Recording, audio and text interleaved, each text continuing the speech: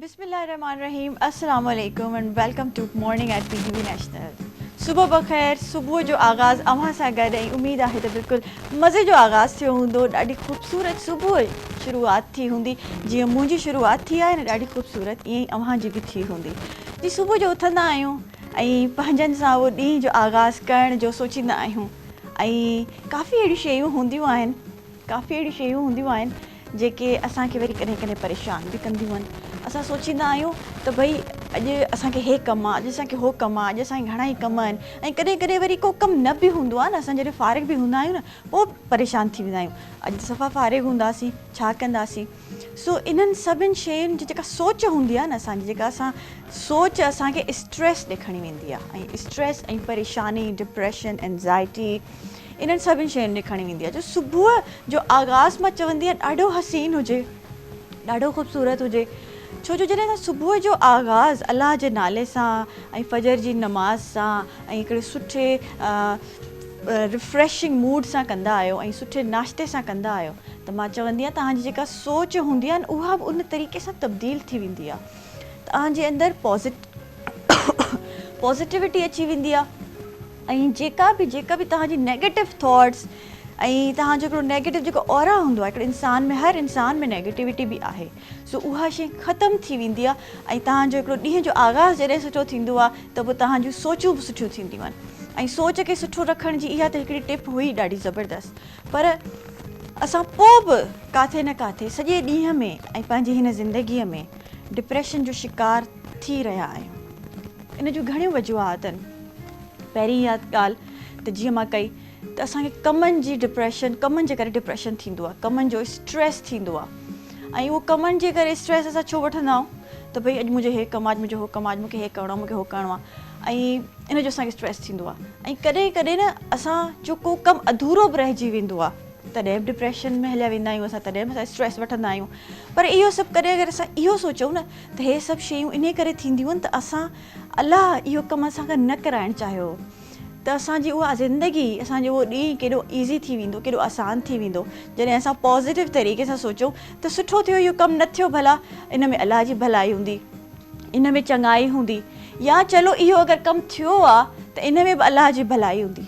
Positivity खे अगरि असां पंहिंजे पल्लूअ सां ॿधी छॾियूं ऐं ज़िंदगी गुज़ारियूं त ॾाढी आसानी थी वेंदी। अॼुकल्ह त मां ॾिसंदी आहियां त ॿार बि स्ट्रेस जो शिकार आहिनि, चाहे उहो पढ़ाई जे लिहाज़ सां, चाहे उहो को पीओ प्रेशर आहे, को फैमिली जी तरफ़ां को प्रेशर आहे, चाहे नंढा ॿार हुजनि, स्पेशली टीनेजर्स जी मां ॻाल्हि कंदमि। जॾहिं उहे यूनिवर्सिटी वेंदा आहिनि, कॉलेज वेंदा आहिनि, स्कूल्स में पंहिंजे उन स्टेज ते हूंदा आहिनि, स्पेशली जॾहिं प्यूबर्टी ईंदी आहे त मां चवंदी आहियां ॿार अञा स्ट्रेस जी तरफ़ हलिया वेंदा आहिनि।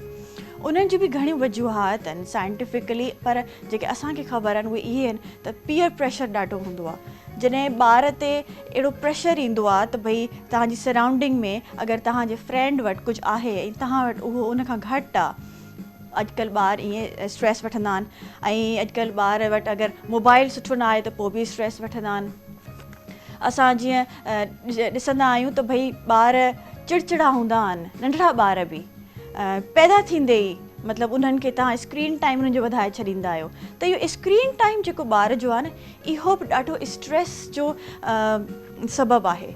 ऐं जॾहिं स्ट्रेस इंसान जे अंदरि नंढड़ी एज खां ई वधी थो वञे त पोइ हाइपर टेंशन, ब्लड प्रेशर ऐं शुगर, इन्हनि सभिनि बीमारियुनि जे सबबु थिए थो। सो लिहाज़ा मुंहिंजी इहा कोशिशि हूंदी आहे त ज़िंदगी जो, अच्छा डॉक्टर्स ॾे केतिरो वेंदासीं असां डॉक्टर्स सां ॿियूं असांजूं घणियूं अहिड़ियूं इशूज़ हूंदा आहिनि, ॿिया घणा इशूज़ हूंदा आहिनि जंहिंजे करे असां डॉक्टर ॾे वञी सघूं था।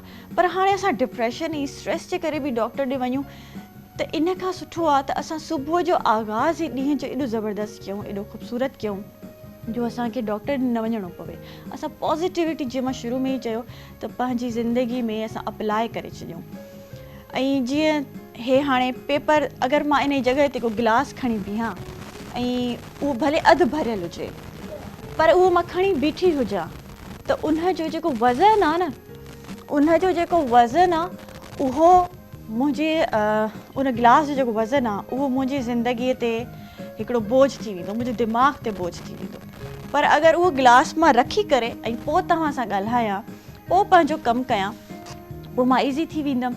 सो इहा ई शइ रिलेट करे थी तव्हांजे दिमाग़ सां, तव्हांजे डिप्रेशन सां। कहिड़ी बि सोच खे अगरि तव्हां दिमाग़ में खणी वेही रहंदव त उहा तव्हां ते तव्हांजो डिप्रेशन थी वेंदो, तव्हांजो स्ट्रेस थी वेंदो, तव्हांजी एंज़ाइटी थी वेंदी।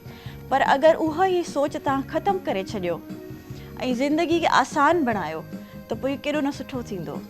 ऐं ज़बरदस्त असां सां हींअर जी खाधे पीते जो हिकिड़ो क्रिएटिव कॉर्नर हूंदो आहे, कुकिंग कॉर्नर हूंदो आहे। सो कुकिंग कॉर्नर में बि असां सां ज़बरदस्त शेफ़ हूंदो आहे, मां उनखे वेलकम चवंदमि ऐं पुछंदमि त छा अॼु असांखे ठाहिणु सेखारींदा, छा ठाहिणु सेखारींदा। अस्सलाम वालेकुम रमीज़, कीअं आहियो? वालेकुम अस्सलाम, छा हाल आहे? सभा ठीकु आहे? अल्हम्दुलिल्लाह ज़बरदस्त। ऐं मां हुते जॾहिं बीठी हुयसि न जी जी त मूंखे कुझु येलो शयूं ऐं कुझु सॉस वांगुरु कुझु नज़र अची रहियो। बिल्कुलु। सो अहिड़ो छा ठाहींदो अॼु ऐं कहिड़ी रेसिपीज़ जो ॾाढो डिफरेंट बॉल्स पियूं लॻनि, मूंखे येलो ॾिनो बॉल्स पिया लॻनि ऐं हिकिड़ो येलो कलर। अच्छा इहो बि हूंदो आहे, येलो कलर जेको हूंदो आहे न तव्हांखे बुख ॾियारींदो आहे ऐं तव्हां जेको स्ट्रेस लेवल आहे न उहो ख़तमु कराईंदो आहे। सो हुते मां जॾहिं वेठे स्ट्रेस जी डिप्रेशन जी ॻाल्हि कई पे त हिते मूंखे हे कलर ते नज़र पई, तव्हां डिश रखी वेठा हुयो। मां चयो बसि अॼु असांजो स्ट्रेस बिल्कुलु ख़तमु थियण वारो आहे। बिल्कुलु। त बिस्मिल्लाह रहमान रहीम। सभिनी खां पहिरियों त तमामु ॾिसण वारनि खे सलाम। मां तव्हांजो पंहिंजो शेफ रमीज़ हैदर। ऐं असां सभा हिकिड़ी ॿी ॻाल्हि मां तव्हांखे ॿुधाईंदो हलां, रेसिपी ते त अचूं था त येलो कलर जेको आहे न इहो डिप्रेशन खे ख़तमु बि कंदो आहे ऐं बुख ॾियारींदो आहे। बिल्कुलु। अगरि सुबुह जो तव्हांखे बुख नथी लॻे, अक्सर माण्हुनि सां इहो चकर हूंदो आहे, तव्हांखे सुबुह जो बुख न आहे लॻंदी। मुंहिंजे ख़्याल सां मां न मूंसां छा थींदो आहे ऐं मुंहिंजे अहिड़ा घणा ई माण्हू हूंदा, पाणी पी छॾींदा आहियूं सुबुह जो उथण सां न, छो जो उहो बि उनजी ज़रूरत हूंदी आहे। उन खां पोइ असांखे बुख को कलाक खां पोइ लॻंदी आहे। सो अगरि अहिड़ी शयूं अगरि साम्हूं पयूं हुजनि त रमीज़ मूं जहिड़ा माण्हू उतां उथी हिते अची वेंदा। खाधो ज़ाहिरी ॻाल्हि आहे, खाधे में अगरि कलरफुल हूंदो न खाधो, उहो तव्हांखे पंहिंजे तरफ़ अट्रैक्ट कंदो आहे। अच्छा सभा मां हिकिड़ी ॿी ॻाल्हि ॿुधाईंदो हलां त रेसिपी शुरू करण खां पहिरियों न मां हिकिड़ी टिप ऑफ द डे ॼण तव्हां जेका ॻाल्हि कई त टिप ऑफ द डे इहा आहे त जॾहिं बि तव्हांखे सुबुह जो मॉर्निंग में ब्रेकफास्ट में बुख नथी लॻे, हुनजी वजह इहा आहे त राति जी जेका तव्हांजी मील आहे उहा 6 खां 7 PM जे अंदरि हुजणु खपे। सुबुह जो उथण सां तव्हां हिकिड़ो वॉर्म ग्लास पाणी जो खणंदो, हुनजे जीरो विझी तव्हां उहो पाणी अगरि पी छॾींदो तव्हांखे सुबुह जो ॾिसो त 2 माण्हुनि या 3 माण्हुनि जी बुख लॻंदी। ऐं मुंहिंजी ॻाल्हि ॿुधो, इहा तव्हांजी जेका रूटीन हूंदी आहे न खाइण पीअण जी, इहा बि अगरि ग़लति हुजे तव्हांखे डिप्रेशन, एंज़ाइटी इहे सभु शयूं थींदियूं। बिल्कुलु बिल्कुलु। सो अगरि तव्हां पंहिंजी रूटीन ॾाढी सुठी ठाहियो था त तव्हांजो भई मील टाइम जेको आहे उहो बिल्कुलु प्रॉपर टाइम आहे। जीअं डिनर टाइम जी रमीज़ ॻाल्हि कई, तव्हां 6 खां 7 ज़्यादा से ज़्यादा 8 ताईं तव्हां मानी खाई छॾियो न, तव्हांजो जेको उहो स्ट्रेस लेवल आहे उहो घटि थी वेंदो। छो जो तव्हांखे न पोइ ॿियुनि शयुनि में तव्हांजे पेट खे तव्हांजो पेट हिकिड़ो नॉर्मल तरीक़े सां हलंदो, फंक्शन कंदो, तव्हांजो इंटेस्टाइन सिस्टम नॉर्मल तरीक़े सां फंक्शन कंदो ऐं इहे शयूं हूंदियूं आहिनि। बाक़ी जेको अंदरि तव्हांजो हूंदो आहे उहो तव्हांखे डिप्रेशन ॾेखारी वेंदो आहे। सभा हिकिड़ी ॿी ॻाल्हि ॿुधाईंदो हलां, पंहिंजे रूटीन खे जेको आहे न थोरो एक्टिव कयो, ठीकु आहे। कोई बि कमु कोन्हे, मिसाल घर जी कई सफ़ाई सुथराई करे छॾी, कोई हरू भरू जो बि कमु करे छॾियो जिते तव्हांखे थोरी घणी वॉक जी ज़रूरत पए। त हिन सां गॾो गॾु असां पंहिंजी रेसिपी ते बि अचूं था। अच्छा हिनजो नालो छा आहे? रेसिपी त मां तव्हां पुछंदमि, नालो छा आहे? कीअं ठाहे, मतलब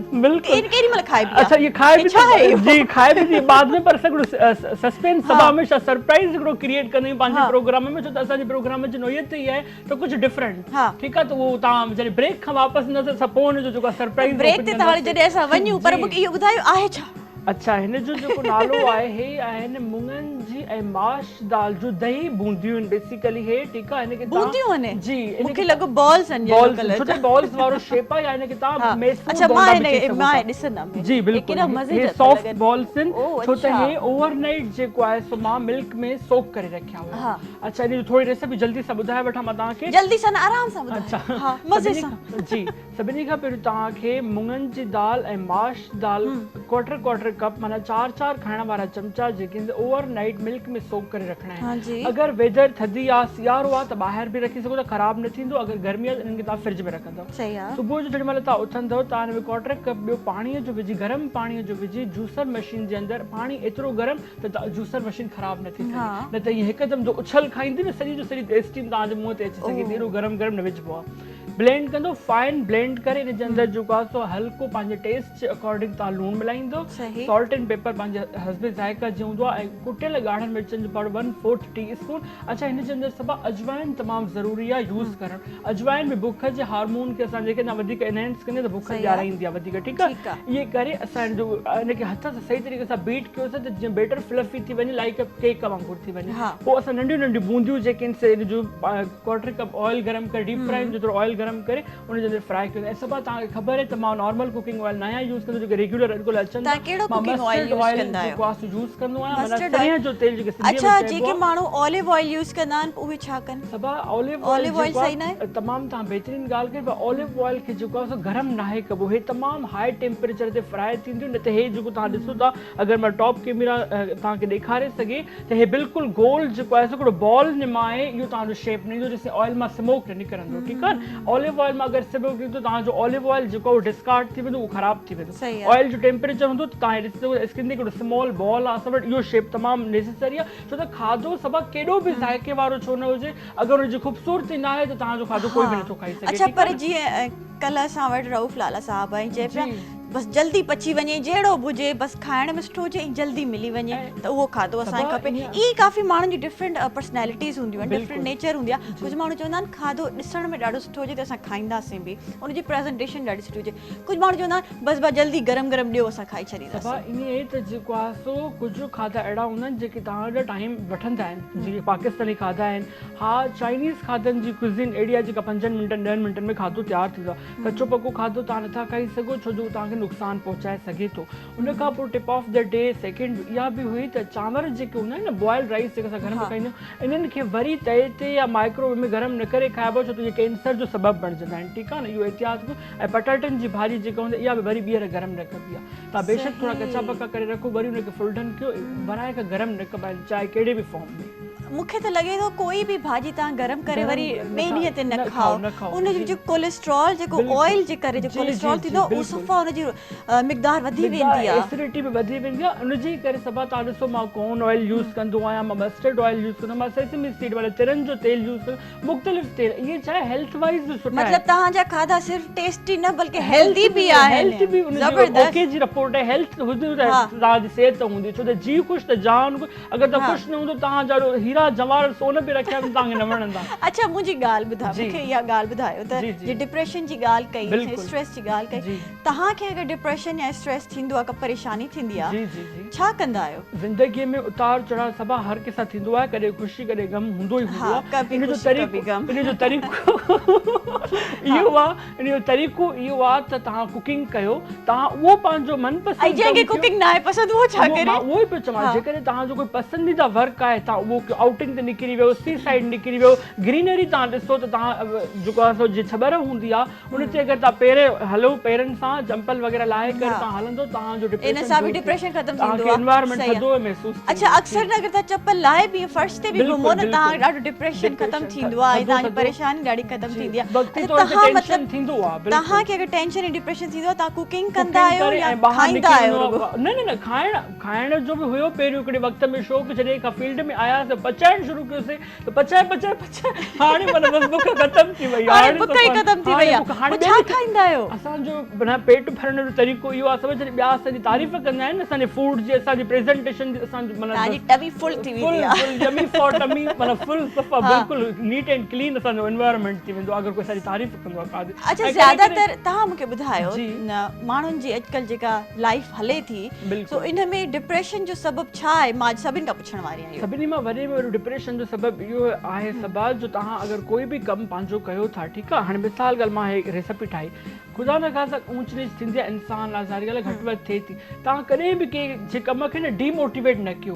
तव्हांखे अगरि न बि वणे थो तव्हां हुन ॾाढो ख़ुशि थी हुनखे स्माइल वारो फेस ॾींदो। मतिलबु अगरि मां तव्हांखे चवां थी रमी सुठो न ठाहियो आहे, मूंखे त बिल्कुलु नथो वणे या तोखे कुझु बि नथो ठाहिण मां तव्हांजे साम्हूं खाई विधा पंहिंजी गंदी शक्ल ठाहियां तव्हांखे डिप्रेशन मां वरी पोइ ख़बर अथव छुरी वाई बजाए तो फूड ते इस्तेमाल के न के इंसान जे थी छुरी हुई कांटा न पर असां वटि बि आहे न पोइ ते जंगल जी छुरी ऐं कांटनि जी असांजी त लड़ाई बि हूंदी आहे फ्राइंग पैन ऐं चमचनि सां हाँ शेफ्स जी त लड़ाई बि लड़ाई बि हूंदी हूंदी। अच्छा लड़ाइयूं थींदियूं आहिनि जीअं होटल्स में होटल्स में असांखे शेफ पोयो जी, जेको जी। अच्छा काफ़ी प्रेशर हूंदो आहे जी बिल्कुलु ॿाहिरि तव्हांखे मानी सर्व कंदी तकड़ करणी में हूंदी कोई आहे किरी पियो कंहिंजो चांहि हारजी पई कुझु थी वियो त हिकु दफ़ो छा थियो हिकिड़ो असांजो सर हिकिड़ो सुम्हियो पियो होटल ते ॿाहिरि ॾाढो कमु लॻो पियो असां चाहियोसीं जॾहिं की कीअं उथारियूं निंड मां छो त उथे ई न पियो असांखे ॾाढी माना हुई त हिनखे जल्दी सां उथारियूं निंड मां पोइ असां छा कयोसीं बुफे वारी इंसर्ट हूंदी न वरी लोह जी जेकी उहा हिकिड़े शेफ धड़ करे ज़मीन ते अचे पोइ त वॾो पतीलो जेको वॾो हूंदो पतीलो उही करे हा हथी करे उछलायो ब्लास्ट थियो न आवाज़ थियो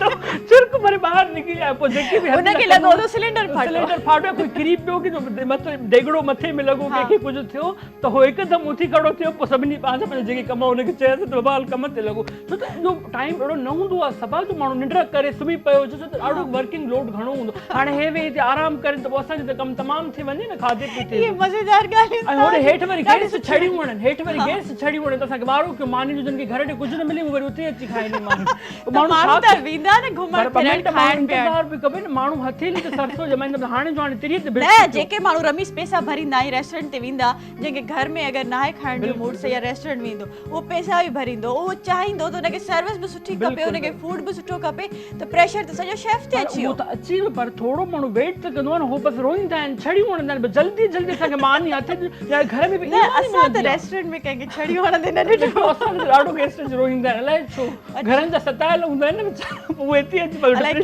असांखे ॾेखारींदा आहिनि ऐं असांजो कमु अहिड़ो आहे जो असांजे मथां वर्किंग लोड एतिरो घणो हूंदो आहे जो अगरि असां थोरो बि मूड ख़राबु कयोसीं न साम्हूं अॻिते सॼो एनवायरमेंट ख़राबु थींदो आहे असांखे हमेशह दिलि में रोऊं था पर मथां कुझु अस्सलाम वालेकुम क्या हाल ईअं करे करिणो इहो बि वॾो डिप्रेशन जो सबबु आहे जॾहिं तव्हां अंदरि में रहो था तव्हांखे वरी टेंशन आहे कम जो प्रेशर आहे पर साम्हूं वरी तव्हां पंहिंजे क्लाइंट जे कस्टमर जे अॻियां मुसफ़ा स्माइली फेस गुड जेस्चर ईअं ॾियो तव्हां त इहो बि हिकिड़ो ड्रामेबाज़ी त आहे न वॾो जिगर थो खपे तव्हांखे ॿ जिगर हणाइणा पवंदा पंहिंजे अंदर में जो तव्हां कंट्रोल करे हिकिड़ो जिगर खोड़ न न न माना माण्हू हिकिड़ो कावड़ में बि मथां वरी माण्हू जल्दी जल्दी करे ऐं कम बि जल्दी हथ में फुलिजी वञनि हाणे कोई अंडो किरी मूंखे लॻे थो हे मॉर्निंग शो असांजो कॉमेडी में तब्दील थी वियो बिल्कुलु बिल्कुलु छो त ॾाढो प्रेशर हूंदो आहे ऐं गेस्ट बिल्कुलु मां हिकिड़ी ॻाल्हि तमामु नाज़रीन खे नसीहत कंदुमि त हमेशह थोरो सब्र रखो ईअं छड़ियूं वणंदव ईअं कंदो पर तव्हांजो त कमु ख़राबु थींदो असां तव्हां खां वधीक ख़राबु थी वेंदासीं पोइ किरी पवंदासीं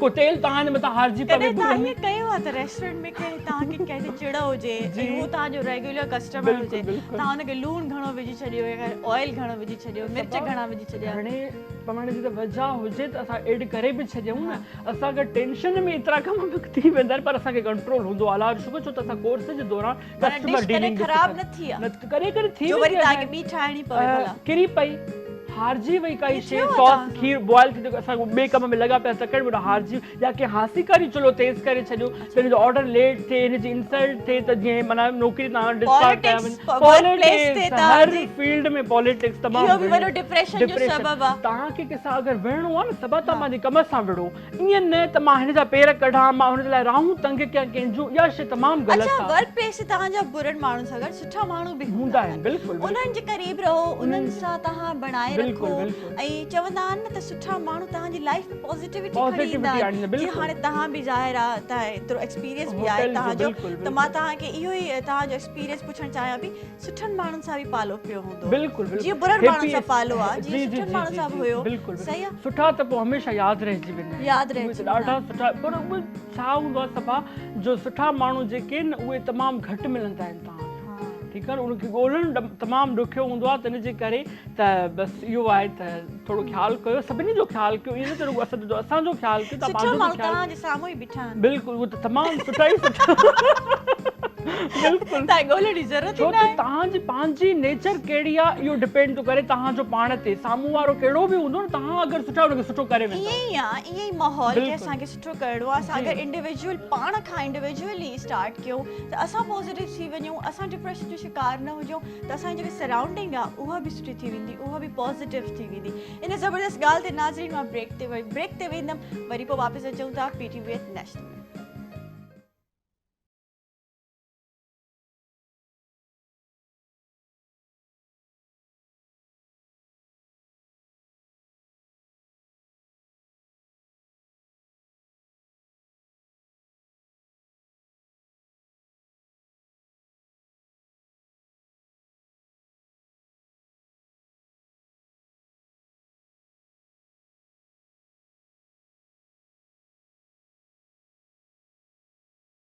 नाज़रीन welcome back to morning at PTV national. ज़बरदस्त मॉर्निंग अवां सां हुन जो आगाज़ थी वियो हुयो ऐं जीअं असांजो टॉपिक हुयो डिप्रेशन ऐं एंज़ाइटी ऐं इन सां असांखे कीअं विढ़णु घुरिजे, इनखे पंहिंजी ज़िंदगी में कीअं एंटर न थियणु घुरिजे। सो इन्हनि सभिनि शयुनि खे त असां हाणे अॻिते वठी हलंदासीं, पर जीअं मां ॻाल्हि कई न शुरू में ई, त सोशल मीडिया जो बि वॾो किरदारु हूंदो आहे तव्हांखे पॉज़िटिविटी ॾे बि आणणु, तव्हांखे नेगेटिविटी ॾे बि खणी वञणु। सोशल मीडिया खे कीअं मैनेज कजे पंहिंजी लाइफ में, छो जो फ़ोन जेका इहा स्क्रीन आहे नंढड़ी, इहा असां सां हर वक़्तु गॾु आहे, हथ में आहे, असांजे पर्स में आहे, असां सुम्हूं था असांजे बेड ते आहे, असां वेठा आहियूं असांजे सोफ़े ते आहे। सो इन शइ सां कीअं असांखे कोप अप कजे, इनखे कीअं पॉज़िटिविटी में असांखे तब्दील कजे। सो इन्हनि सभिनि शयुनि जा हींअर मूंखे जेके जनम वरितो आहे न, काफ़ी सवालनि मुंहिंजे मथे में, सो इन्हनि सभिनि जा जवाब मूंखे मिलण वारा आहिनि, छो जो ज़बरदस्त पैनल में असांजा गेस्ट मौजूदु आहिनि ऐं मां उन्हनि जी तारीफ़ कराईंदी हलंदमि। त जी पब्लिक स्पीकर आहिनि, ट्रेनर आहिनि ऐं के इंस्टीट्यूट प्राइवेट इंस्टीट्यूट जा ओनर भी आहिनि। तो मैं वेलकम चवंदम शाहिद कुरैशी साहब के। अस्सलाम वालेकुम। वालेकुम अस्सलाम, कैसी हैं आप? ठीक हैं? अल्हम्दुलिल्लाह, आप कैसे हैं? मैं बिल्कुल ठीक ठाक खैरियत। Thank you so much sir, आप हमारे शो में आए। जज़ाकल्लाह। ऐं जी उन सां गॾु गॾु हिकिड़ा ॿिया ज़बरदस्त असां वटि इन्फ्लुएंसर आहिनि, उन्हनि खे तव्हां काफ़ी नौजवान इन्फ्लुएंसर आहिनि, काफ़ी तव्हां उन्हनि खे इंस्टाग्राम, फेसबुक, यूट्यूब, टिकटॉक इन्हनि ते ॾिसी रहिया आहियो ऐं उन्हनि खे काफ़ी पसंदि करे रहिया आहियो। मूंखे पाण ॾाढा पसंदि आहिनि, सो मां उन्हनि खे वेलकम चवां थी। जी सद्दाम हुसैन खे अस्सलाम वालेकुम, कीअं आहियो? ठीकु आहियो? मज़े में आहियो? तव्हां ॿुधायो, ख़ुशि आहियो? त जी अल्हम्दुलिल्लाह। ऐं जॾहिं असां वटि पैनल में यंग माण्हू हूंदा आहिनि न, उन्हनि सां पोइ कचहरी जो वरी मज़ो ई पंहिंजो हूंदो आहे। टॉपिक बि असांजो अहिड़ो ई आहे त भई सोशल मीडिया। सर आपसे पूछना चाहूँगी, सोशल मीडिया ने हमारी लाइफ को कैसे मुतासिर किया है? सोशल मीडिया ने बहुत ज़्यादा मुतासिर किया है हमारी लाइफ को, बल्कि लोगों की ज़िंदगियां बदल गई हैं इस सोशल मीडिया प्लेटफॉर्म से। अच्छा, स्पेशली कोविड के बाद? कोविड के बाद क्योंकि हम लोग घरों में बंद थे ना, तो हमारे पास खाली फ़ोन था। कोविड के बाद जिनके पास कोई काम नहीं था, उनके पास सोशल मीडिया एक ऐसा प्लेटफॉर्म था जिसके ज़रिए वो बहुत ज़्यादा प्रमोट हुए और आज वो इतना पैसा कमा रहे हैं कि एक जो शख्स जॉब करके भी नहीं कमा सकता, वो उससे ज़्यादा अर्निंग कर रहे हैं। तो सोशल मीडिया एक ऐसा प्लेटफॉर्म है जिसके ज़रिए आप बहुत ज़्यादा अर्निंग कर सकते हैं और आप अपनी चीज़ों को बहुत अच्छे से पब्लिक कर सकते हैं और अच्छे से मार्केटिंग कर सकते हैं और उसे अपने नाम को ब्रांड बना सकते हैं। तो social media is a great platform, but उसका इस्तेमाल हमें आना चाहिए कि उसको इस्तेमाल कैसे करना है, कैसे करना है। जैसे मैंने शुरू में भी कहा ना, आज हमारा इंट्रो भी थोड़ा डिप्रेशन एंजाइटी पे था, तो काफ़ी लोगों की ये वजूहात हैं और हमने तो सोशल मीडिया पे ये चीज़ें भी देखी हैं कि भाई डिवोर्स हो गई हैं, खुदकुशियाँ लोग कर रहे हैं। सोशल मीडिया की वजूहात भी हैं? बिल्कुल वजूहात भी हैं, एग्जैक्टली ऐसे ही है। क्यों नेगेटिव क्यों हो रहा है ये? नेगेटिव बेसिकली जो है लोग अडेप्ट करते हैं चीज़ें देखकर। सोशल मीडिया का दोनों इम्पैक्ट हैं, पॉजिटिव इम्पैक्ट भी है, नेगेटिव इम्पैक्ट भी है। अगर लोग अच्छी चीज़ें देख रहे हैं तो अच्छी चीज़ें सीख भी रहे हैं, लेकिन उसके साथ साथ एक ऐसा कंटेंट भी फेसबुक पे जा रहा है या मुख्तलिफ सोशल मीडिया प्लेटफॉर्म्स पे जा रहा है जिसके ज़रिए जो है वो लोग नेगेटिविटी फैल रही है और वो चीज़ें जो है वो अडेप्ट कर रहे हैं अपनी ज़िंदगी में उनको लेकर आ रहे हैं और उसको कॉपी करते हैं और कॉपी करने के चक्कर में जो है नुकसान उठाते हैं। तो हमें जो है अवेयरनेस ज़रूरी है।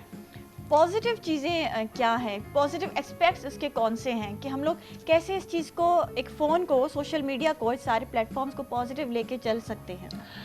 देखिए, फ़ोन का तो इस्तेमाल बहुत ज़्यादा पॉजिटिव है। अगर कोई कॉल आ रही है तो आपने ज़ाहिर सी बात रिसीव करेंगे तो आप उस शख्स से कनेक्ट हो सकते हैं, अपनी इन्फॉर्मेशन जो है वो ट्रांसफॉर्म कर सकते हैं, अपनी इन्फॉर्मेशन आगे पहुंचा सकते हैं। उसके साथ साथ जो ये प्लेटफॉर्म है इसके ज़रिए आप जो है अपने आप को प्रमोट भी कर सकते हैं, ब्रांडिंग कर सकते हैं, मार्केटिंग कर सकते हैं। तो बहुत सारे पॉजिटिव एस्पेक्ट्स हैं और जो है अपने आप को हाईलाइट भी किया जा सकता है through the social media platforms. तो उसके देयर आर मल्टीपल यूजेज, लेकिन the problem is that we don't know the use कि how to use it, how to set the settings of social media accounts. उनकी settings क्या हैं, उनकी privacy settings क्या हैं, हमें वो आती ही नहीं है। तो अगर हम सोशल मीडिया को, मेरा मैसेज है यहाँ पर कि अगर आप चाहते हैं कि सोशल मीडिया को अच्छे से इस्तेमाल किया जाए तो उसको पहले सीखें, सीखने के बाद उसको इम्प्लीमेंट करेंगे तो उसका फ़ायदा बहुत ज़्यादा अच्छा आएगा।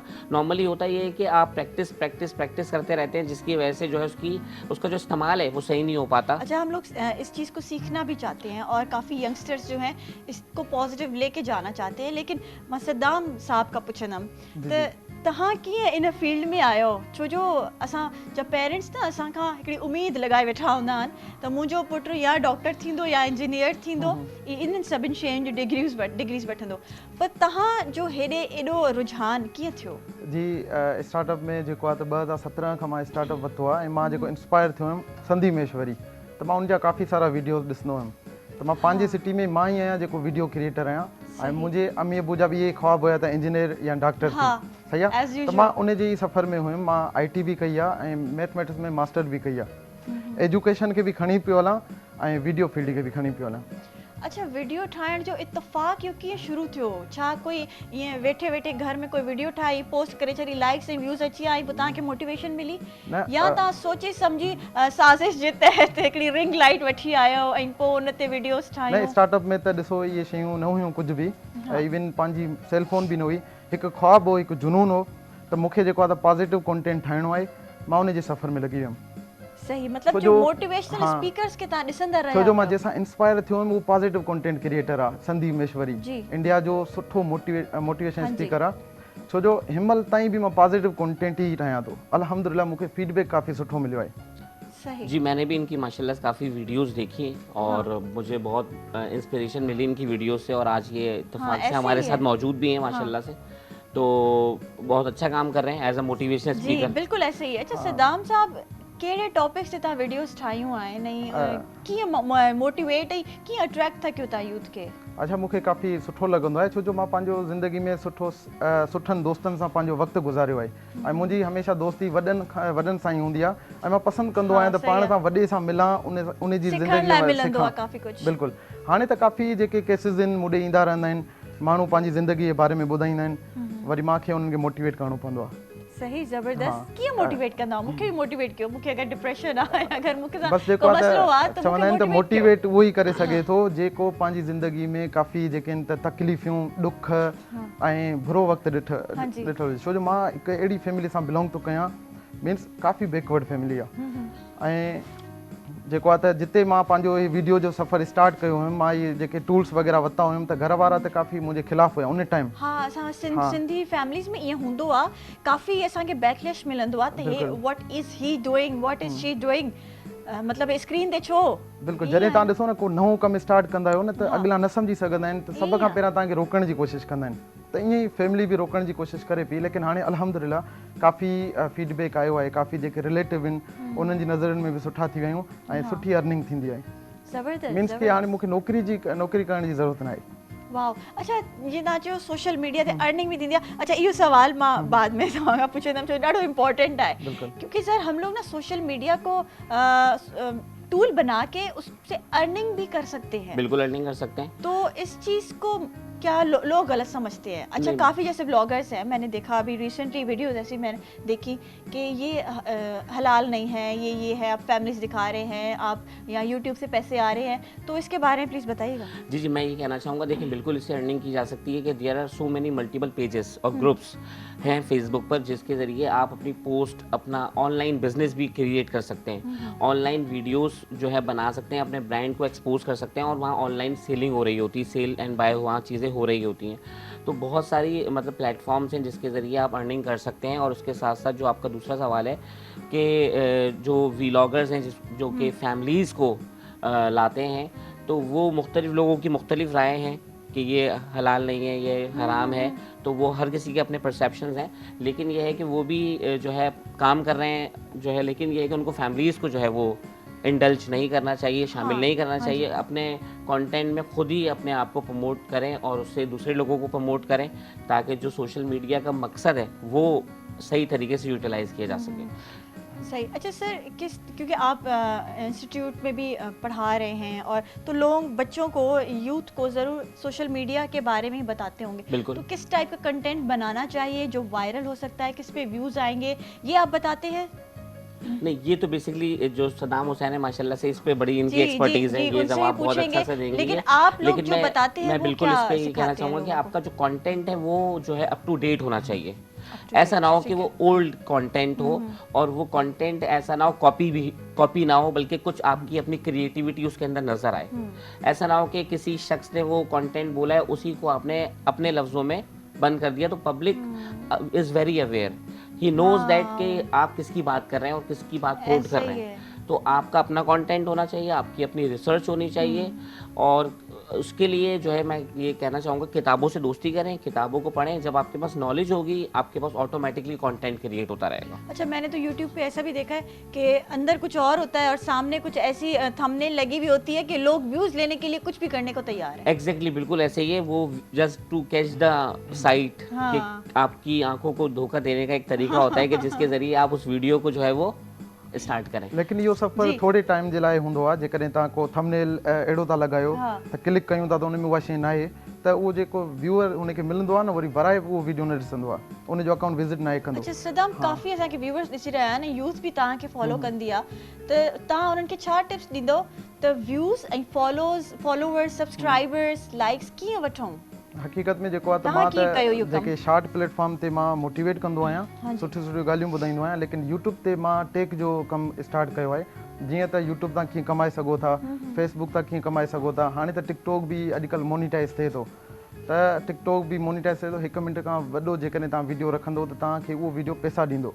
अच्छा, हा, RPM काफ़ी सुठो आहे, त इन शयुनि खे मां यूट्यूब ते जेको आहे सेखारींदो रहंदो आहियां। सही। हा, छो जो वीडियो जी फील्ड में सभ खां पहिरियां मेन चीज़ हूंदी आहे एडिटिंग। छो जो उन में बि तव्हांखे 1 साल 2 साल लॻी सघंदा, छो जो स्टार्टअप में तव्हांखे पैसा ई न हूंदा आहिनि त तव्हां कंहिं एडिटर सां वीडियो एडिट करायो। सभ खां पहिरियां 1 साल त तव्हांखे वीडियो एडिटिंग में लॻंदो आहे। सही, तव्हांखे पाण खे सिखणी पवंदी एडिटिंग सुठी। हाँ, जैसे मैंने पहले कहा कि पहले आप सीखें। हाँ। एडिटिंग है या जो भी उसकी कमर्शलाइजेशन है वो आपको आएगी तो फिर आप अपना कंटेंट अच्छे से जो है डिस्प्ले कर सकते हैं।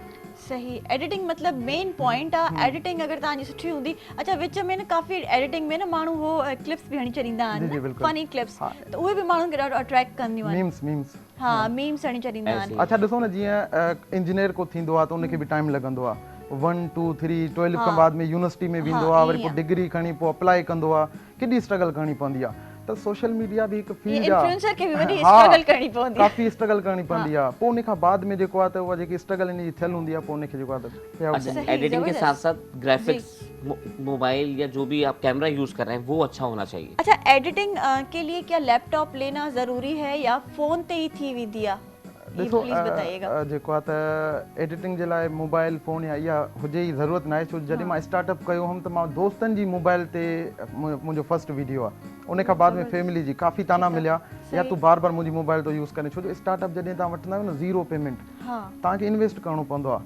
बट उन टाइम ॾिसो न, कंहिं वटि कैमरा थोरी हूंदी आहे, कैमरा जा पैसा बि न हूंदा। अॼुकल्ह सोनी जी कैमरा 4 लाख खां ज़्यादा थी वई आहे। बिल्कुल ऐसे ही है। अच्छा, मैं कहना चाहूँगा कि बहुत सारी एप्लीकेशंस हैं जिसके ज़रिए आप मोबाइल पे ही अपनी वीडियो को एडिट कर सकते हैं, जो कि आप अगर सर्च करें गूगल प्ले स्टोर पे तो वहाँ से आपको मिल जाएंगी। तो बहुत सारे लोग तो मोबाइल पे ही एडिटिंग कर लेते हैं। इवन के पोस्ट भी जो है वो सॉफ्टवेयर्स हैं, बहुत सारे हैं। कैनवा है जिसपे आपकी जो थंबनेल है या पोस्टिंग है वो बन जाती है, ग्राफिक्स सारी हो जाती है।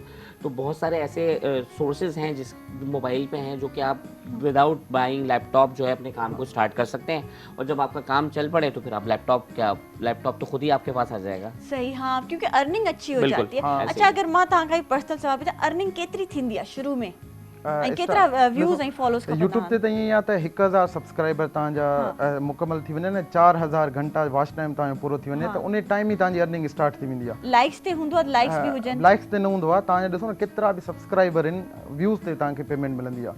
व्यूज़ ते पेमेंट मिलंदी आहे। ऐं केतिरो अरसो लॻंदो आहे इन टाइम ताईं पुॼण में? काफ़ी जेको आहे त नओं जेको क्रिएटर हूंदो आहे त सभ खां पहिरियां त उनजी एडिटिंग एतिरी सुठी न हूंदी आहे, हू पंहिंजा थंबनेल सुठा न ठाहे सघंदो आहे, तंहिंजे करे उनखे काफ़ी साल बि लॻी सघनि था। छो जो मां 2017 में पंहिंजो यूट्यूब चैनल स्टार्ट कयो हुउमि, त 3 साल त मूंखे जेको आहे त 2000 सब्सक्राइबर करण में लॻा, ऐं उहे 3 साल मुंहिंजा ज़ाया न थिया। छो जो इन 3 सालनि में मां एडिटिंग सिखियुमि, थंबनेल ठाहिणु सिखियुमि, वॉइस खे एडिट करणु सिखियुमि, वॉइस ओवर करणु सिखियुमि, काफ़ी शयूं, रिंग लाइट कीअं हलाइबी आहे। छो जो जॾहिं मां 2017 में पंहिंजो कमु स्टार्ट कयो हुउमि त मूंखे मोबाइल इहा बि ख़बर न हुई त कैमरा कंहिंमें हूंदी आहे। कैमरा खे बार बार ॻोल्हींदो हुउमि त हाणे मां वीडियो रिकॉर्ड कयां। मीन्स शुरुआत तव्हां यादि कंदा हूंदो न, तव्हांखे सोचींदो, तव्हां इहो सोचींदो केॾी स्ट्रगल कई तॾहिं त इंसान खे पोइ सक्सेस मिलंदी आहे। बाक़ी सर जेकी ॻाल्हि कई त काफ़ी अहिड़ा एप्लीकेशन्स आहिनि जंहिंमें तव्हां नंढी मोबाइल में बि सिंपल जेकी टच मोबाइल आहे, जेकी एप्लीकेशन हलाए थी, त मां हिते इहो ॿुधाइणु चाहींदुमि त ओपन कैमरा आहे, तव्हां हिनमहिल तव्हांखे सोर्स कोन्हे त तव्हां हिकु आईफोन वठी सघो त ओपन कैमरा यूज़ कयो, उनजो रिजल्ट सुठो आहे। सही, जबरदस्त। ग्राफिक्स अच्छा जैसा सर, मैंने कहा आप कि जी, ग्राफिक्स अच्छी होनी चाहिए। आजकल यूथ किस तरफ जा रही है, मतलब सोशल मीडिया के हवाले से भी देखें और वैसे भी पर्सनली? यूथ जो है वो वैसे तो जो है वो एजुकेशन की फील्ड में ही आगे जा रही है, लेकिन उसके साथ साथ सोशल मीडिया की तरफ बहुत ज़्यादा डाइवर्सिटी है। लेकिन एजुकेशन कहीं, क्योंकि मैंने ऐसे काफ़ी रील्स देखी, काफ़ी वीडियोस देखी हैं, पढ़ के क्या करना है, डिग्रीज लेके क्या करना है, आप ये वीडियोस बना लें, यहाँ आ ऐसा जाएं, नहीं है, इन्फ्लुएंसर बन जाएं। एजुकेशन ज़रूरी है। अगर आपके पास एजुकेशन होगी तो आप अपनी चीज़ को अच्छे से सेल कर सकते हैं। तो एजुकेशन इज़ वेरी इंपॉर्टेंट, और उसके साथ साथ अगर आपके पास एजुकेशन या डिग्रीज होंगी तो आप अपने काम को बहुत अच्छे अंदाज से कर सकते हैं। चाहे वो आप इन्फ्लुएंसर हो, आपको कहीं बात करनी है तो आप अच्छे से बात कर सकते हो, आपको कहीं कम्युनिकेशन करनी है तो आप अच्छे से कम्युनिकेशन कर सकते हैं। तो ये सारी चीज़ें हैं, एजुकेशन भी ज़रूरी है, और उसके साथ साथ आपका जो भी स्किल है वो जाहिर सी बात है आपको पे ऑफ करेगा आपकी एजुकेशन की बुनियाद पर। अच्छा सर, यूथ के साथ साथ ना हमें काफ़ी ख़वातीन देख रही होती हैं इस टाइम, मॉर्निंग शो और ये वो, तो ख़वातीन को कैसे आप इंस्पायर करते हैं कि सोशल मीडिया पे जो हाउसवाइफ हैं स्पेशली क्या कर सकती हैं घर बैठे? देखिए, घर बैठे आजकल तो बहुत ज़्यादा जो शेफ्स के हवाले से मैं कहना चाहूँगा, क्योंकि हम इस कि डोमेन खाना में भी तो हर ख़वातीन हाँ, बना ही हर रही है। ख़वातीन बना ही रही हैं। हाँ। तो ऑनलाइन बिजनेस बहुत अच्छा है आजकल शेफ डोमेन में। मेरा मैसेज यही है कि आप लोग अपने ब्रांड का नाम सजेस्ट करें और अपने ब्रांड का पेज बनाएं सोशल मीडिया पे, फेसबुक पेज बनाएं, फेसबुक ग्रुप बनाएं, और इंस्टाग्राम आईडी क्रिएट करें, और उसके बाद उसका लोगो डिज़ाइन करें, और डिज़ाइन करने के बाद जिस फील्ड में आपकी एक्सपर्टीज़ है, सपोज करें कि आपको सेवरी बहुत अच्छा बनाना आता है, केक्स बनाना आते हैं, डेजर्ट्स आती हैं, तो उसमें आप जो है अपने काम का आगाज़ करें और ऑर्डर्स लेना शुरू करें। और अगर आपको लगता है ऑर्डर्स नहीं आ रहे तो आप बूस्टिंग पे जाएं, बूस्टिंग पे जाएं, आप अपनी पोस्ट को बूस्ट करें ताकि उसकी रीच बढ़ सके। मिसाल के तौर पे जब हम अपनी पोस्ट लगाते हैं तो उसकी रीच नहीं होती, लेकिन जैसे ही हम फेसबुक को पे करते हैं या इंस्टाग्राम या सोशल मीडिया को पे करते हैं तो हमारी रीच जो है वो बहुत ज़्यादा 1000 लोगों तक चली जाती है, और उसकी बुनियाद पे हमें ऑर्डर्स मिलना शुरू हो जाते हैं। अब जैसे हम भी कोई इवेंट कर रहे होते हैं ऑर्गेनाइज, तो हम अपनी पोस्ट को बूस्ट करते हैं, लोगों तक रीच करते हैं, और ऑटोमेटिकली जो हमारा कस्टमर होता है वो हमारे तक पहुंच जाता है। लेकिन सर बूस्ट के लिए अब देखो जो स्टार्टअप लेगा, ठीक है, तो बूस्ट के लिए अगर उसके पास पैसे ही ना हो तो फिर वो क्या करे, वो बिल्कुल बिल्कुल। देखिए, वो इतना कुछ ज़्यादा अमाउंट नहीं होता, बहुत मिनिमम अमाउंट होता है। ऐसा नहीं है कि वो कोई हज़ारों में अमाउंट अच्छा, है। बूस्ट के लिए भी ना आपको अकाउंट चाहिए, आपका अकाउंट होना चाहिए, और नहीं, फिर वो आपको हाँ, लगाना होता है। क्रेडिट ऐसे ही कार्ड तो अब जो आपको- हाउसवाइफ हमें देख रही है उसके वीज़ा पास कार्ड। कोई अकाउंट नहीं है, कोई बैंक अकाउंट नहीं है, तो वो क्या करे? फिर उन्हें कहीं ना कहीं किसी न किसी की एक्सपर्टीज लेना पड़ेगी, कंसिस्टेंसी और सब्र करना पड़ेगा, मैं तो कहूंगी। या कंसल्टेंसी लें किसी की, कंसिस्टेंसी के साथ साथ कंसल्टेंसी अच्छा, लें। ये भी बहुत ज़रूरी है कि अगर आपको एक साल में भी 1-2 भी आपको आ जाते हैं ना ऑर्डर्स आपकी वीडियो पे, नहीं, बूस्ट तो में एक मैं नुकसान कहती भी तो हूँ है ना, ये बहुत एक achievement बूस्ट में है बड़ी। एक ऐसा नुकसान है कि अब देखो कुकिंग को कोई लाइक भी नहीं करता, तो Please, उनके सिंधी पास में भी ॻाल्हायो, please। हाँ उन ॾे बि वीडियो हलियो वेंदो, सही आहे न। जेकॾहिं बूस्टिंग असां कयूं था को बि वीडियो, त हाणे असांजो वीडियो कहिड़े हिसाब सां आहे, पोइ कहिड़नि माण्हुनि ॾे वञे थो, को डांस थो पसंदि करे, को सिंगिंग थो पसंदि करे। हाणे कुकिंग जो वीडियो डांस वारे ॾे हलियो वियो त उहो त कॾहिं बि न ॾिसंदो, उहो स्किप कंदो। त इन जे करे बूस्ट ते मां कॾहिं बि यकीन न बूस्ट कंदो। ऐं आर्टिफिशियल इंटेलिजेंस हाणे ॾाढी ज़रूरी आहे। बहुत ज़रूरी है। AI AI is very important. मैं ना, मेरे साथ क्या होता है सर कि जब मैं अगर कपड़े देख रही होती हूँ ना, तो मेरे पास सारा दिन, बल्कि कितने ही दिनों तक कपड़े ही आ रहे होते हैं। बिल्कुल। अगर मैं कोई सॉन्ग्स देख रही हूँ तो वो सॉन्ग्स ही आ रहे हैं। ऐसे थॉट बिकम थिंग्स, एक किताब का नाम भी है। तो जैसा आप सोच रहे होते हैं ना, वैसे ही सोशल मीडिया आपको दिखा रहा होता है। आप अगर किसी एक्टर को जहन में लेकर आएंगे ना, तो थोड़ी देर बाद वही एक्टर आपको वीडियो सामने आ जाएगी। ये उसका एल्गोरिथम है कि वो आपको वो चीज़ शो कर देता है। यही सोशल मीडिया का समझ लें कमाल है। अच्छा, जैसे सर ने कहा कि वीडियो को अगर हम बूस्ट करते हैं, तो वीडियो की बूस्टिंग की बात मैं नहीं कर रहा, वो तो ऐसी बात है कि ऑटोमेटिकली बूस्ट होनी होगी तो हो जाएगी। पोस्ट जो काम है आपका, उस पोस्ट बना के आप उसको बूस्ट करेंगे तो उस पर ऑर्डर्स आएंगे, और वो ज़्यादा इन्वेस्टमेंट नहीं है। 600 रुपीज़ की एक पोस्ट जो है वो बूस्ट होती है, और 600 रुपीज़ आई थिंक वो आपको अकाउंट से जाएंगे, और आपके अकाउंट से जाते हैं। 1 वीक के वो कटते हैं। नहीं, 1 वीक के नहीं, 1 डे है ये। 1 डे है, 1 डे है, और 1 वीक की तकरीबन 4000 रुपीज़ की जो है वो बूस्ट होती है। ठीक है, इंस्टाग्राम से। तो उस पर तकरीबन कोई 30,000 लोगों तक वो पोस्ट जो है वो रीच चली जाती है, और मैं समझता हूँ कि जो आपने इन्वेस्टमेंट की होती है वो बाहर आ जाती है, और वो टारगेट रीच तक जाती है। वो टारगेट रीच है, टारगेट ऑडियंस। सर जो भी तरीक़ो माशाल्लाह सुठो आहे, लेकिन जेकॾहिं तव्हांखे ऑर्डर मिलनि न मिलनि, हाँ जेकॾहिं तव्हांजो यूट्यूब ते चैनल ठहियल आहे, फेसबुक ते ठहियल आहे, त ऑर्डर खां वधीक तव्हांखे यूट्यूब जेको आहे त सैलरी सुठी ॾींदो आहे, छो जो हुते बि डॉलर्स में ईंदी आहे। हाँ त ऑर्डर मिलनि न मिलनि अच्छा तव्हांजी हिकिड़ो इहो बि सैलरी तरीक़ो आहे त अगरि तव्हां वॾी वीडियो न बि पोस्ट कयो था वीडियो ते यूट्यूब ते शॉर्ट्स विझो Shorts, नंढियूं नंढियूं ऐं उन में बि काफ़ी व्यूज़ ऐं फॉलोअर्स ईंदा आहिनि। शार्ट ते काफ़ी घटि आहे, छो जो मां त अच्छा। कयां थो, मूंखे त एक्सपीरियंस आहे। जी। शार्ट ते जेकॾहिं तव्हांजो लख व्यूज़ ईंदा आहिनि, उन में बि तव्हांजो $1-2 ठहंदो। ओके। जेकॾहिं लॉन्ग वीडियो ते लख व्यूज़ आया त तव्हांजा $500 ठही सघनि था। ज़बरदस्त। 500, जितनी बड़ी 600 वीडियो डॉलर। होगी उतनी ज़्यादा अर्निंग जो है, शॉर्ट्स पे इतनी वीडियो अर्निंग नहीं होगी। ठीकु आहे। ऐं टॉपिक जेकॾहिं तव्हां सिंगिंग कंदा आहियो त तव्हांजो RPM घटि हूंदो आहे, उन में तव्हांखे डॉलर्स घटि मिलंदा। अच्छा। जेकॾहिं तव्हां टेक वीडियोज़ एजुकेशनल वीडियोज़ ठाहियो था त उन जो तव्हांजो उन RPM ते सुठो हूंदो वधीक हूंदो आहे, आहे उन ते budget। तव्हांजा डॉलर सुठा ठहंदा। सही ज़बरदस्त जी, ॾाढी सुठी इंफॉर्मेशन असांखे मिली रही आहे ऐं मां इन्हनि सां मज़ीद त गुफ़्तगू कंदमि, पर जी हींअर असांजो ब्रेक जो टाइम थी वियो आहे। Sir thank you Thank you. So much, thank you Saddam ji, जी। साहब, thank you so thank much. you, thank you। नाज़रीन नंढे ब्रेक ते वेंदासीं, मॉर्निंग एट PTV नेशनल में काॾे न वञिजो, असां सां गॾु रहिजो।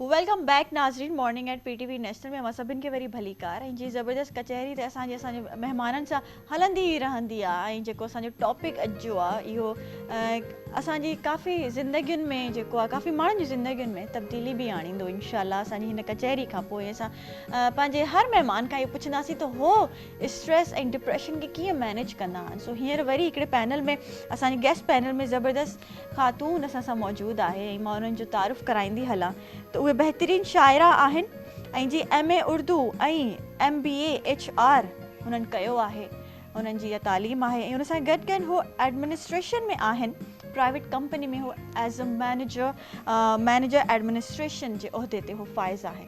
पर इन्हनि सभिनि कमनि सां गॾु गॾु हुननि पंहिंजो शाइरी जो शौक़ु नाहे छॾियो ऐं शाइरी खे हुननि पंहिंजो साइड त मां न चवंदमि, पर हुननि पंहिंजो पैशन बणाए रखियो आहे, हितां हुनखे कैरी कयो आहे। ऐं हुन सां गॾु गॾु जी हो 2 किताब बि लिखी वेठियूं आहिनि। सो मां उन्हनि खे वेलकम चवंदमि। यास्मीन यास, अस्सलाम वालेकुम मैम। वालेकुम अस्सलाम। कैसी हैं आप?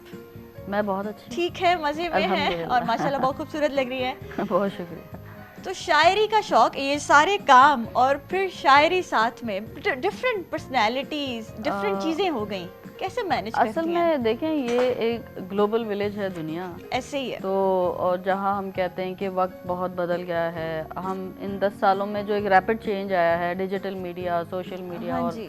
वटएवर, तो इंसान ने भी उसी तरह से अपने आप को मॉडिफाई किया है। हाँ तो अगर हम वक्त के साथ खुद को मॉडिफाई नहीं करेंगे या खुद को नहीं बदलेंगे तो बहुत पीछे रह जाएंगे।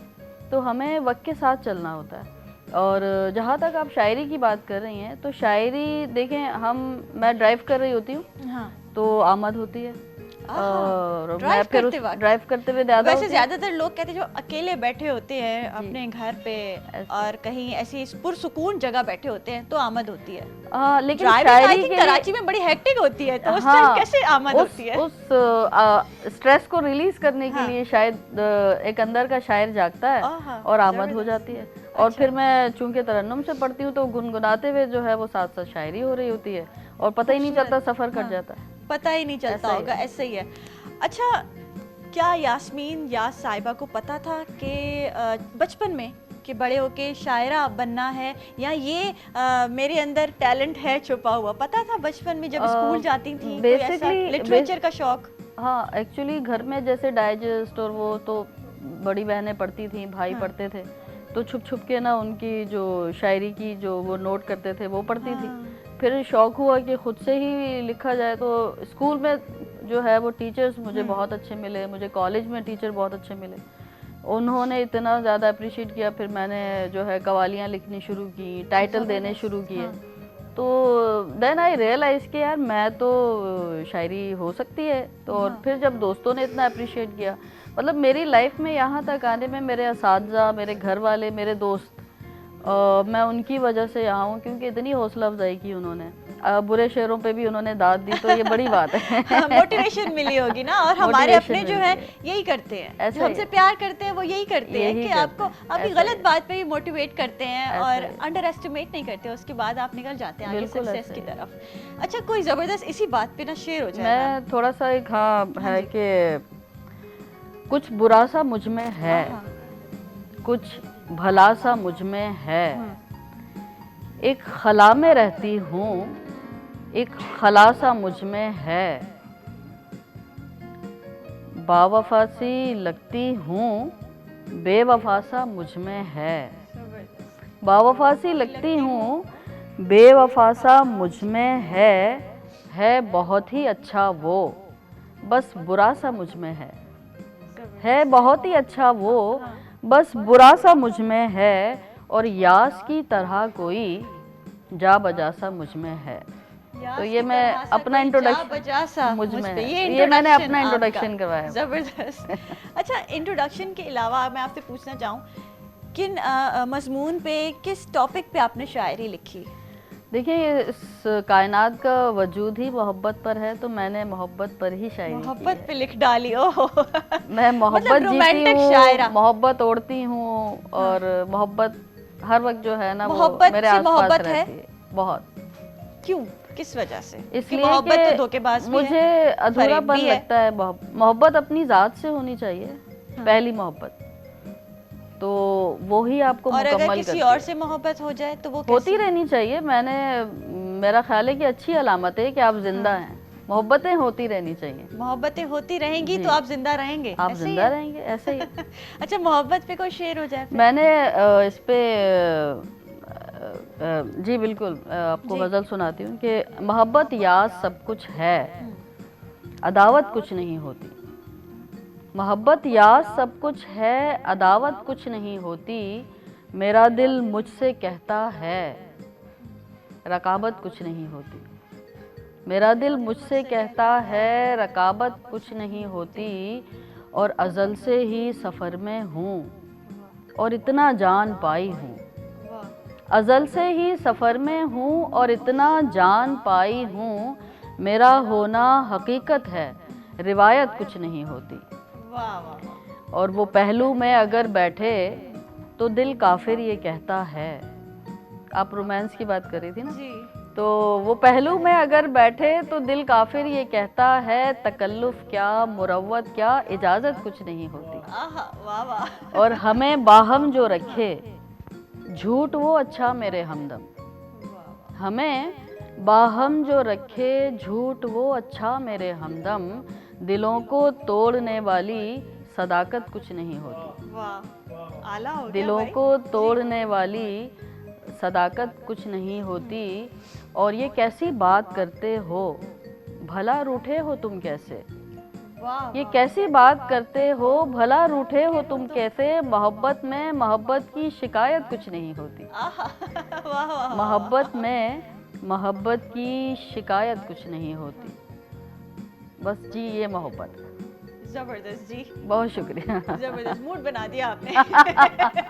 अच्छा, यास्मीन साहिबा, इतनी टफ रूटीन और बिल्कुल डिफरेंट किस्म का प्रोफेशन, तो इसमें फिर ये रोमांटिक शायरी कैसे आमद आती है?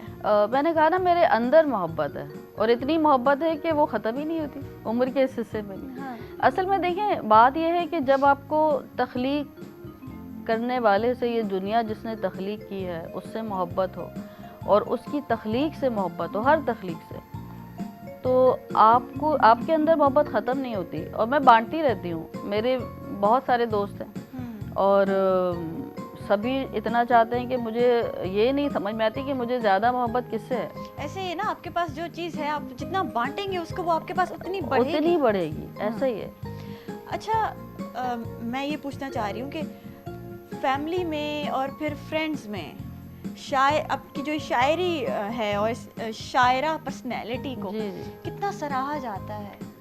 बहुत सराहा जाता है। मतलब मैं अगर आपको बताऊँ ना कि मैंने जब मुशायरे पढ़ने शुरू किए, उससे पहले ही हम दोस्त जो थे उन्हें पता था कि मैं शायरी करती हूँ, तो हम घर पे छोटे कज़न्स और फ्रेंड्स मिलके मुशायरे करते थे। वो कोई परवीन शाकिर को पढ़ता था, कोई अहमद फराज को पढ़ता था, कोई फैज़ अहमद फैज़ को पढ़ता था, और मैं अपनी शायरी पढ़ती थी। तो अच्छा, बड़ा लिखना कब शुरू किया? क्योंकि 2 किताबें भी आपने लिखी हैं माशाल्लाह। मेरा शेरी सफ़र समझ लें कि 30 तकरीबन इतना अरसा तो हो गया। 2002 से, मेरी 2005 में पहली किताब आई थी, फिर 2012 में आई थी। कम कम लिखती हूँ, लेकिन ख्वाहिश है कि जो लिखूँ वो पसंद आए सबको। जो आपने 2 किताबें लिखी हैं वो क्या उन्वान है उनके?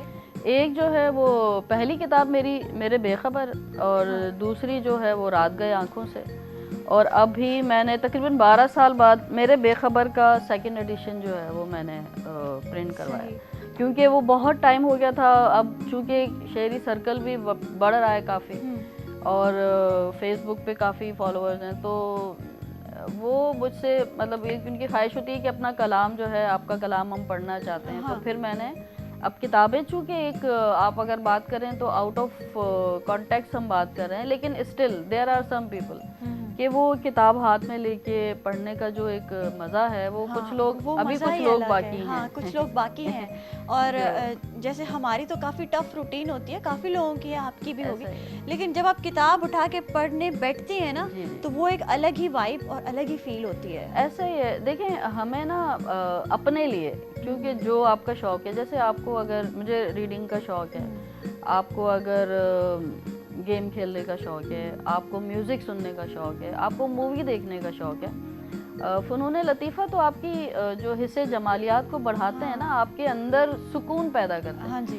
तो हम उसके लिए ना 24 घंटों में से 25वां घंटा ज़रूर निकालते हैं। ऐसी है। और वो शौक़ या वो ख्वाहिश आपको मजबूर करती है कि आप जो है ना थोड़ा सा किसी हिस्से में आप वो शौक़ पूरा कर लें। ऐसा ही है। तो बहुत दिल चाहता है, मुझे म्यूज़िक बहुत पसंद है, मुझे मूवीज़ देखना बहुत पसंद है, अच्छे ड्रामे देखती हूँ मैं, तो टाइम निकाल लेते हैं। अच्छा, आप शायरा है माशाल्लाह, आपका जो एक विज़न है वो भी डिफरेंट किस्म का होगा, क्योंकि मैं शायरों को देखती हूँ, उनका जो है विज़न भी काफ़ी वसी होता है। तो आजकल जो हमारे यहाँ ड्रामे बन रहे हैं, जो हमारे यहाँ सोशल मीडिया पे और प्रिंट मीडिया पे और सब इलेक्ट्रॉनिक मीडिया पे काम हो रहा है, जी, उसको क्या समझती हैं? सही है, ठीक है, कंटेंट अच्छा है? देखें, कंटेंट, अच्छा कंटेंट जो है ना वो अपनी तरफ खुद बतवज्जा करता है।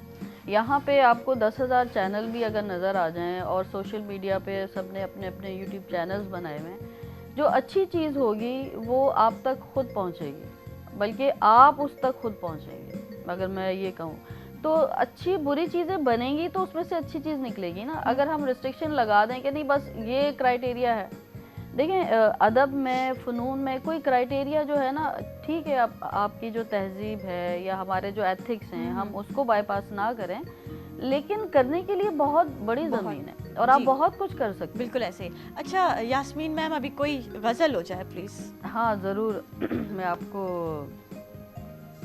तरन्नुम से, अगर आपको उम्मीद है पसंद आएगा इंशाल्लाह। दूर रहते हैं रोशनी से बहुत, वो जो डरते हैं आग ही से बहुत, मार डाले ये खलिश मुझको, मार डाले ये खलिश मुझको, उसने देखा है बेरुखी से बहुत, और जान देते हैं इसलिए तुम पर। आपके लिए कह देती हूँ मैं कि जान देते, शायर का काम ही यही है ना। जान देते हैं इसलिए तुम पर, प्यार करते हैं जिंदगी से बहुत मैंने सीखा, तो बस यही सीखा।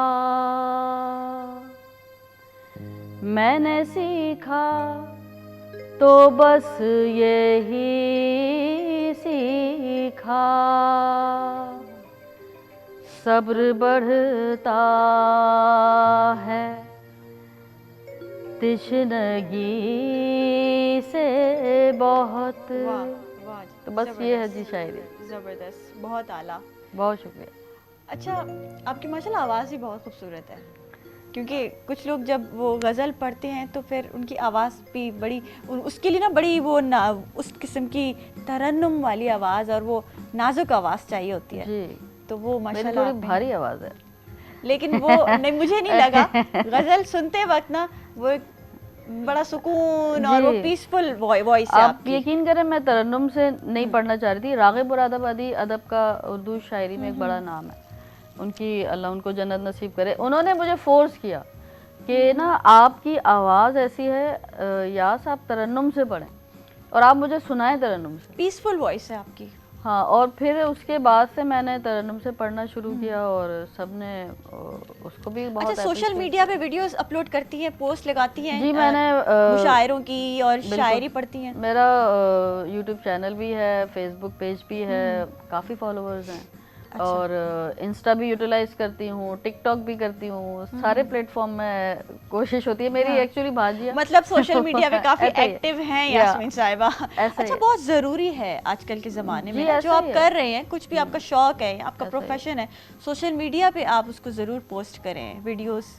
मैं ऐसा ही है। डालें। मैं अभी हम रिसेंटली एक्चुअली मैं एमफिल भी कर रही हूँ माशाल्लाह। और काफ़ी अरसे बाद एक ख्वाहिश थी कि एमफिल होना चाहिए, तो थोड़ा चूँकि ऑफिस में अब ज़रा एक सीनियर हो गए, तो मैंने एमफिल स्टार्ट किया। तो हमारे अभी बैच की कल पिकनिक परसों थी, तो वहाँ मैंने घोड़े पे बैठ के गज़ल रिकॉर्ड करवाई, एक शेर। हाँ। और वो सोशल मीडिया वो पे तो बड़ी काफ़ी वायरल हो हुई गया। होगी। तो हमने थोड़ा मतलब सा शायरा घोड़े पे बैठी हुई और आई शेर थिंक पढ़ी थोड़ा है। ट्रेंड चेंज होना चाहिए ना। हाँ। मैंने वही कहा ना कि हम यकसानियत से इंसान जरूरी बेजार तो हो नहीं है जाता कि शायर जो है गाँव तकिया लेके बैठ के और फिर ऐसा ही शेर है, पढ़े। ऐसा ही है। कहीं भी पढ़ सकता है। कहीं भी पढ़ सकता है। हाँ। अब खाने आप जो है स्टूडियो में बन रहे हैं, हाँ। और बल्कि हम जब पिकनिक पे जाते हैं वहीं पे जी पूरी एक वो जो बारबेक्यू बन रहा होता है, तो अगर हम ये सोचें वो घरों में बैठ के ही खाने वाला, वो कॉन्सेप्ट चेंज हो गया है। And you have to change. मैंने कहा ना कि वक्त के साथ आपको बदलना चाहिए बड़ा और खुद बदलना को पड़ता है। अच्छा, शायर को भी ना ऐसा ही है। बड़ा मॉडिफाई करना ऐसा ही। चाहिए खुद को। मैंने एक शेर वक्त कहा के है, हिसाब वो से। थोड़ा लोग उसको एक्सेप्ट, काफी लोगों ने पसंद किया है, मगर एक्सेप्टेंस नहीं है कि Please बीइंग अ सुनाइएगा, फीमेल, अभी कि please तुम पढ़ें। मोहब्बत हो इतना काफी है। तुम मोहब्बत हो इतना काफी है, क्या जरूरी है आखिरी भी हो।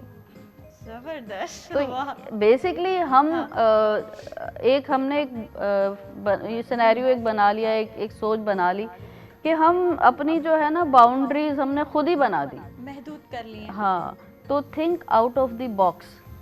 तो मर्द ही सिर्फ ऐसा क्यों सोचें, खवातीन नहीं सोच सकती। अच्छा, म्यूजिक का शौक है यास्मीन साहब? बहुत म्यूजिक का? शौक है। चले आपको कोई गाना अच्छा सुनाते सा हैं फिर? म्यूजिक सुनाएं। गाना जी। सुनाते हैं अभी, जी, जी। जबरदस्त। और मूड जरा चेंज करते हैं अब। जी तो बिल्कुल। जी मां हींअर पंहिंजे सेट ते घुराइण चाहींदमि कामरान सोलंकी साहब खे, त असांजो थोरो शो में तड़को बि त ज़रूरी आहे न। हिक मिठे माण्हू सां थी वियो प्यार, हिक मिठे माण्हू सां थी वियो प्यार, अलाह अखियूं अड़िजी वयूं, अलाह अखियूं अड़िजी वयूं। हिक मिठे माण्हू सां थी वियो प्यार, हिक मिठे माण्हू सां थी वियो प्यार, अलाह अखियूं अड़िजी वयूं, अलाह अखियूं अड़िजी वयूं। ॾाढा गमनि जा पइजी विया ॿार, ॾाढा गमनि जा पइजी विया ॿार, अलाह अखियूं अड़िजी वयूं, अलाह अखियूं अड़िजी वयूं।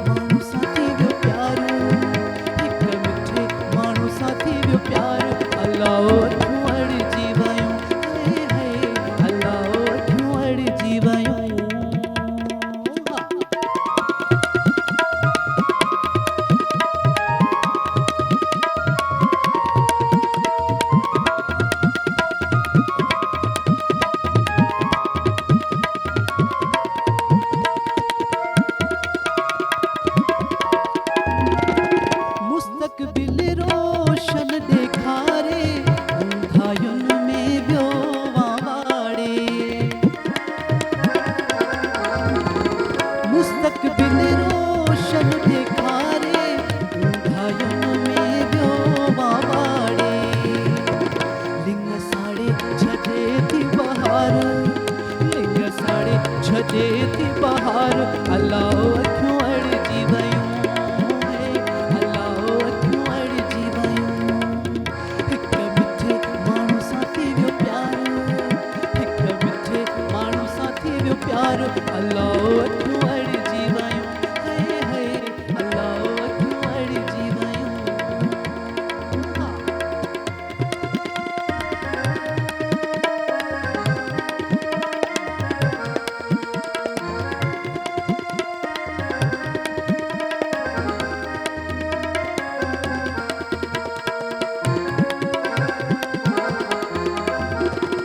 कंबराणी ताल बखे फसाए पाण वयो पंहिंजी जान छॾाए कंबराणी ताल बखे फसाए पाण वयो पंहिंजी जान छॾाए करे मूंखे वयो बेकरार करे मूंखे वयो बेकरार अलाह अखियूं अड़जी वयूं है अलाह अखियूं अड़जी वयूं हिक मिठे माण्हू सां थी वियो प्यार हिक मिठे माण्हू सां थी वियो प्यार अलाह अखियूं अड़जी वयूं है अलाह अखियूं अड़जी वयूं है अलाह अखियूं अड़जी वयूं है अलाह अखियूं अड़जी वयूं इमरान साहब ज़बरदस्त बहुत तव्हांजी एंट्री जॾहिं थींदी आहे न असांजा डिप्रेशन एंज़ाइटी सभु शयूं ख़तमु थी वेंदियूं माना ज़बरदस्त एंट्री हणंदा हो असांजी कचहरी जे विच में ऐं माना मूड चेंज करे छॾींदा आहियो thank you so much thank you बस नंढी कोशिशि आहे ऐं मौसीक़ी त सम्झ आहे कोशिश में तव्हां बिल्कुल पूरा था लहो लख थोरा ऐं तव्हांखे ॿुधाईंदो न त मौसीक़ी माशाल्लाह सम्झ आहे जेतिरी महिनत करे माण्हू घटि आहे डे बाय डे इंसानु सिखंदो आहे ईअं आहे आर्टिस्ट जे लाइ हर ॾींहुं अहिड़ो आहे न त उहो सिखंदो आहे उन में नवाण आणींदो आहे उनखे मॉडिफाई कंदो आहे जीअं हाणे असां कचहरी कई पे त आर्टिस्ट खे न अच्छा हर तरीक़े सां मॉडिफाई पाण खे करिणो आहे बिल्कुलु बिल्कुलु ईअं छो जो जेका ऑडियंस असांजी ॾाढी स्मार्ट आहे उनखे ॾिसणो आहे उनखे नयो कामरान ॾिसणो आहे रोज़ उनखे नई सभा ॾिसणी आहे रोज़ ईअं आहे जीअं असांजी शाइरा आहे यास्मीन साहिबा माशाल्लाह ज़बरदस्त हो बि जेको वीडियो पोइट्री सां गॾोगॾु बहितरीन आवाज़ जी मालिक बि आहिनि मां ईअं हीअ लाइव आहे मां सही चयो न पीसफुल वॉइस आहे हिननि जी बिल्कुलु नो डाउट बिल्कुल ईअं आहे अच्छा यास्मीन साहिबा म्यूज़िक किस तरीके का पसंद करती हैं डिपेंड्स ऑन मूड होता है कि आप मुझे गज़ल भी बहुत पसंद है हाँ. और जब पार्टी हो पिकनिक हो तो हल्ला गुल्ला पसंद है तो रॉक सुने एंजॉय करें और मेलोडी अच्छी होनी चाहिए बस आवाज़ कानों को नागवार ना गुजरे That's सही it. मीठी अच्छी आवाज़ आपको हमेशा सुरूर देती है और वो हमारी कैफियत पे भी डिपेंड करता है हमें शाम को थोड़ा स्लो म्यूज़िक पसंद होता है हाँ और हम रात को या फिर दोपहर को कोई ऐसा तो हम फास्ट म्यूजिक और जब ड्राइव कर रहे हैं तो थोड़ा फिर डिफरेंट ऐसे ही है तो सभी पसंद है पाकिस्तानी म्यूजिक भी पसंद है हमारे अगर हम एक दौर था मतलब वाइटल साइंस और ये वो तो हमारे तो पीक पे थे नादिया हसन तो ये ऐसे म्यूजिक हैं आप जब भी सुने आपको अच्छे लगते हैं हाँ वो तो लेजेंड ऐसे थे ना कि उनके सॉन्ग्स आज भी हमारी जो यूथ है वो भी पसंद कर रही है और उनको अगर थोड़ा मॉडिफाई इम्प्रोवाइज करके भी चला रहे हैं तो और खूबसूरत लगता है यही है अच्छा हम लोग जो आज इंट्रोडक्टरी जो हमारा टॉपिक था वो था डिप्रेशन एंजाइटी टेंशन कीअं मैनेज कंदा आहियो अव्हां पंहिंजी लाइफ खे ऐं वरी इन सभिनि डिप्रेशन ऐं एंजाइटी टेंशन खे बिल्कुलु सवा ॾाढो ज़बरदस्त सवाल कयो तव्हां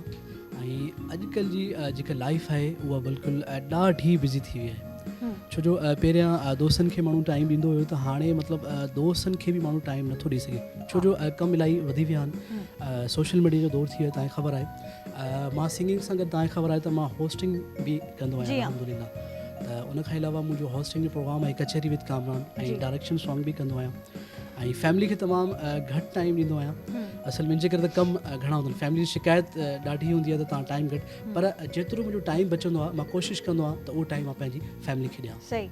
अच्छा, आर्टिस्ट की लाइफ ना बड़ी एक तरीके से पीसफुल भी होती है, सुकून उसको चाहिए होता है, तभी तो वो आमद आएगी, चाहे वो सिंगर हो, चाहे होस्ट हो, चाहे शायरा हो। ऐसा ही उनको कहीं ना कहीं लाइफ के पूरे दिन के रूटीन के हिस्से में ना सुकून जब तक नहीं मिलेगा ना वो कल के लिए प्रोसेस नहीं कर सकता। नहीं कर वैसे यही है ना।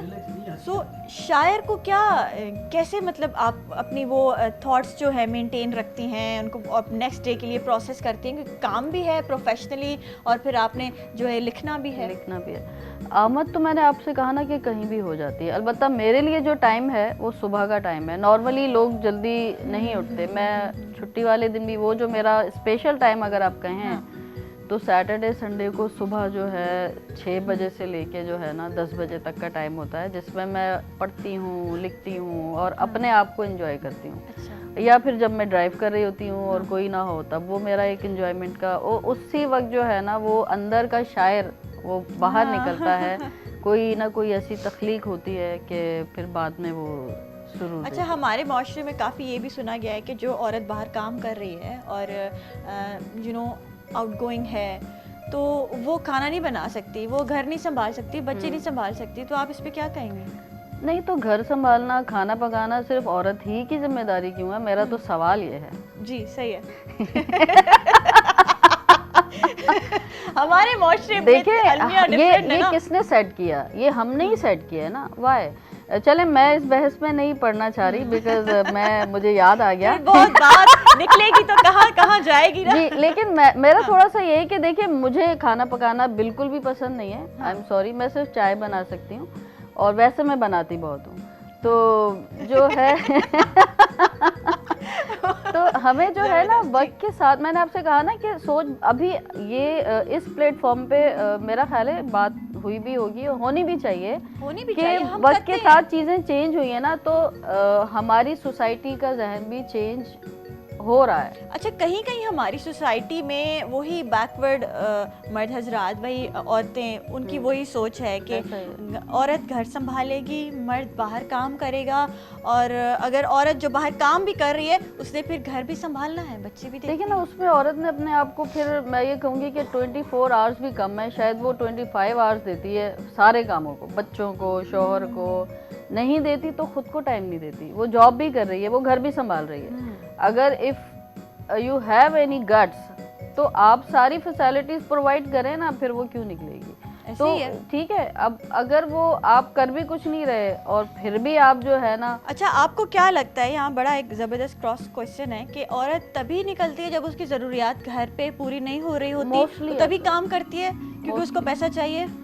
देखिए मोस्टली ऐसे ही है हमारी सोसाइटी में। मोस्ट ऑफ द खवातीन हमारी ऐसे भी ये भी सोचती है, उनकी ये भी सोच होती है कि हम इसलिए निकल रहे हैं क्योंकि हमें प्रोफेशनली खुद को ग्रो करना है। ऐसा देखें, ऐसा तो आटे में नमक जिसे कहते हैं ना, उस बहुत कम मिकदार जो है ना वो परसेंटेज होगी। सही। लेकिन मेजॉरिटी ऐसा ही है, ज़रूरत के लिए निकलती है। आप इंसान हैं एंड आप में, और आई एम सॉरी टू से ये कहते हुए कि जानवरों में फ़र्क होना चाहिए। जब आप इंसान है ना तो आपको अपना रहन सहन, अपना खाना पीना, एक मतलब आप अपने लाइफ स्टाइल को बदले ना। ठीक है, अच्छा खाना, अच्छा पहनना, अच्छा उड़ना, अच्छी एजुकेशन आपकी ख्वाहिश है तो उसको पूरा करने के लिए सॉरी टू से पैसे चाहिए होते हैं। ऐसे ही ठीक है, सिर्फ दुआओं से जो है ना भलाई नहीं पैसे, अच्छे कपड़े और अच्छा लाइफस्टाइल सिर्फ दुआओं से नहीं आता। दुआ जरूरी है जी, हर चीज जरूरी है, दुआ जरूरी है। देखिए दुआ तो बहुत ज़रूरी है, लेकिन उसके साथ दवा भी ज़रूरी है। अमल से ज़िंदगी बनती है, जन्नत भी जहन्नुम भी। हम इकबाल, अल्लामा इकबाल रहमतुल्लाह अलैह को याद तो ज़रूर करते हैं मगर उनके कहे हुए पे अमल नहीं करते। मसला ये है। वो मेरा एक शेर है कि अमल ही असल दौलत है, हिकायत कुछ नहीं होती। मसला ये है कि असल दौलत जो है ना वो अमल है। आप नसीहतें बहुत करते हैं और वो अब वो वक्त ख़त्म होना चाहिए नसीहतें करने वाला, हमें अच्छी कौम बनना चाहिए, हमें मेहनत करनी चाहिए, ये चाहिए चाहिए चाहिए, चाहिए चाहिए, अब नहीं अब चाहिए। करना है, you have to do it. हाँ, अब अमल करें। अब अमल कर। अब जो आप बातें करते आ रहे हैं ना, इतने सालों से हम सुनते आ रहे हैं, उस पर अमल करना है। ऐसा है। अच्छा, एज ए इंडिविजुअल भी हम अमल करके अपनी सराउंडिंग्स चेंज कर सकते हैं, बिल्कुल अपना ऐसा ही। माहौल चेंज कर ऐसा ही। सकते हैं। अच्छा, कोई नज़म हो जाए। अब बातें बहुत होती रहेंगी, लेकिन अभी ज़रा मूड बनना चाहिए। अच्छा चलो, मैं आपको एक मोहब्बत की नज़म सुनाती हूँ। जी प्लीज। चूँकि नज़म थोड़ी तवील होती है, तो वो याद करना थोड़ा सा जो है वो, अच्छा, वो भी मतलब रोमांटिक। जी जी वैसे ही है।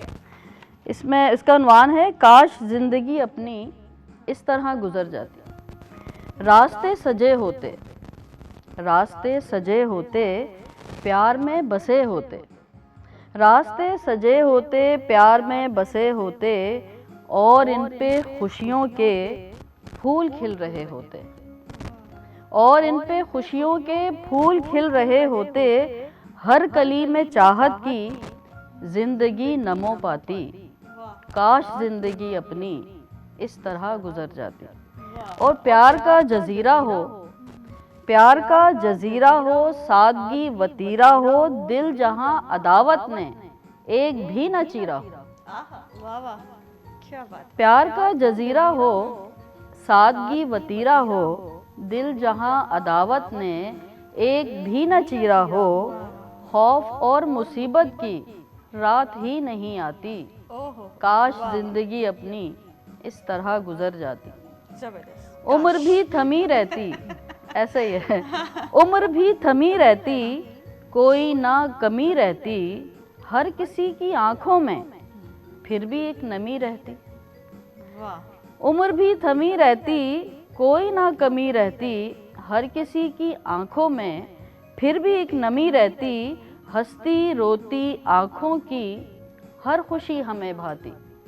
काश जिंदगी अपनी इस तरह गुजर जाती। और हर फन कहे होते, हर अन कहे होते, साज अनसुने होते। हर अन कहे होते, साज अनसुने होते, होशमंद दीवाने सर को धुन रहे होते।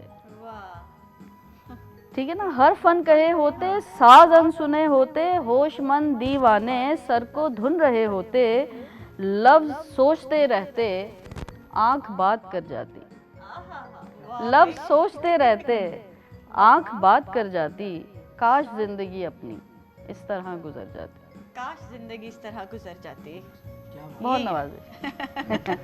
आपकी समातों का शुक्रिया, इतनी अच्छी समातें हों तो दिल चाहता है कि आप कुछ सुनाएं। और हाँ, मजा आता है। अच्छा, महफिल बनी हुई है ना अभी हमारी। ऐसा ही है। हमारे साथ सिंगर भी जी, मौजूद सिंगर हैं। भी हैं, कामरान साहब, तो- और आपके ज़बरदस्त शेर और नज़में भी हैं, और फिर मेरे चटपटे सवाल भी आ रहे सवाल हैं। भी है, और माशाल्लाह से अच्छा, वो आपका भी ऐसा ही है कि माशाल्लाह से हुस्न भी है और हुस्न कलाम भी है। तो हाँ मुखातिब, तुम मुखातिब भी हो, तुम करीब भी हो। हाँ, वाह वाह वाह, तुमको देखूं कि ज़बरदस्त। तुमसे बात करूं। तो ये है। थैंक यू सो मच जी, ये तो You're आपका प्यार है, और बड़ा मज़ा आता है जब, अच्छा ऐसा है। खास तौर पे मज़ा आता है मुझे जब हम ना ख़वातीन आपस में विमेन एम्पावरमेंट पे बात हो रही होती जी है, ऐसा ही है। और क्योंकि हम लोग चाहते हैं कि हमारे थ्रू, मेरे थ्रू, आपके ऐसा ही थ्रू, है। इस स्क्रीन के थ्रू किसी ख़वातीन का भला हो जाए, किसी ऐसा ही है। हमारी माँ बहन का भला हो जाए। ऐसा ही है। और क्योंकि काफ़ी ऐसे लोग हैं, हाउसवाइफ हैं, डिप्रेशन में हैं, ऐसी चीज़ों से देखिए, गुजर रही हैं। डिप्रेशन क्यों होता है लाइफ में ना, आप बेसिकली उस लिमिटेड रिसोर्सेज में से आपको बहुत कुछ करना विमेन होता है। एम्पावरमेंट और डिप्रेशन पे जो हमें एक ज़बरदस्त मैसेज देते हैं, कोई ऐसा जो मूड बन जाए बस। देखिए वैसे तो ये पर्सनालिटीज़ पे होता है, अपनी शख्सियत पे होता है, लेकिन मैं समझती हूँ कि डिप्रेशन, एंजाइटी, ये परेशानियाँ, ये टेंशन, अगर लाइफ में ना आप एक मोटिव अपना बना लें कि आपने बांटना है, छोटी सी छोटी खुशी, किसी के लिए आसानी, किसी के लिए मुस्कुराहट, अच्छी बात, वो जो है ना आपको क्या कहते हैं, यूँ समझ लें कि आपकी ज़िंदगी आसान कर देती है। ऐसे ही है। मुझे ये भी चाहिए, मुझे वो भी चाहिए, ये भी नहीं, आप अपनी एक तो ना अपनी ख्वाहिशों को, मैं समझती हूँ कि वक्त के साथ साथ ख्वाहिशें बढ़ती हैं, लेकिन ज़रूरतों और ख्वाहिशों में एक तो डिफरेंस रखें। अपनी आपकी ज़रूरतें पूरी हो रही हैं ना, ऐसे बहुत सारे लोग हैं जिनकी ज़रूरतें भी पूरी नहीं होती। तो लाइफ में ना जहाँ आप बहुत ज़्यादा, एक तो मसला ये है कि हम वक्त से पहले और ज़रूरत से ज़्यादा चाहते हैं। लाइफ में ये चीज़ समझ में आ जाए तो मैंने कहा ना कि फिर आपकी डिप्रेशन, एंजाइटी ख़त्म हो जाएगी। मैं तो समझती हूँ कि मोहब्बत बांटें, खुशियाँ बांटें, आसानियाँ बांटें। यकीन करें इससे अच्छी कोई पिल्स है ही नहीं। ऐसा ही है, आप खुद खुश होंगे, ऐसे ही है। ये मोहब्बत रिफ्लेक्ट होती हैं बांटें। चीज़ें। हाँ, ऐसा है, मोहब्बत, पॉजिटिविटी, बहुत आसान नुस्खा है इसके लिए। ना किसी आपको मार्केट से जाके कोई चीज़ कोई लेनी है, इन्वेस्टमेंट नहीं करनी ना है कुछ आपने, उसमें आपने कुछ बनाना नहीं है। करना। आपने अपने आप को प्रिपेयर करना है। हाँ, दैट्स इट। कहीं किसी के पास उठ के 2 कदम भी नहीं जाना। मैं तो कहती हूँ आप बैठे बैठे किसी को ऐसा ही। खूबसूरत अल्फाज दे ऐसा ही, देना, बिल्कुल ऐसा, तो ये भी आपने सदका जारिया, आपने पूरा ऐसा ही। दिन का वो हो गया आपका। बिल्कुल ऐसा। जो मोटिव है ना हमारा कि हमने पॉजिटिविटी देनी है, वो पूरी थी भैया। Thank you so much Kamran साहब, thank you so much Yasmin welcome. साहिबा। बहुत You welcome. ज़बरदस्त कचहरी थी ऐं मज़ो आयो, काफ़ी कुछ सिखण लाइ मिलियो। ऐं तव्हां बि जेको तड़को हयो उहो बि, ऐं एंड में वरी बि तड़को हणाइणो आहे मूंखे शो में। मुझे सिंधी समझ थोड़ी समझ बहुत ईंदी आहे मैंने तव्हांखे? काम किया है बेसिकली। ॾाढी सुठी ॻाल्हि आहे जॾहिं माण्हू सिंधी बि सम्झंदा आहिनि, वरी Yeah. ॻाल्हाइण जी कोशिशि बि कंदा आहिनि, छो जो असां सिंध में रहूं था ऐं ज़बरदस्त ॻाल्हियूं, ज़बरदस्त कचहरियूं त ईअं ई थींदियूं रहंदियूं, ईअं ई मेला मचंदा रहंदा। ऐं अव्हां जे साम्हूं असां रोज़ सुबुह जो 9 बजे ईंदासीं ज़बरदस्त कचहरी खणी, ज़बरदस्त टॉपिक सां गॾु। तो नाज़रीन, मूंखे हींअर इजाज़त ॾींदा, पंहिंजी दुआउनि में यादि रखंदा। अल्लाह हाफ़िज़, पाकिस्तान ज़िंदाबाद। जी कामरान साहब। आखिर में माशाल्लाह बेहतरीन माहौल आहे। हिकिड़ो फास्ट सॉन्ग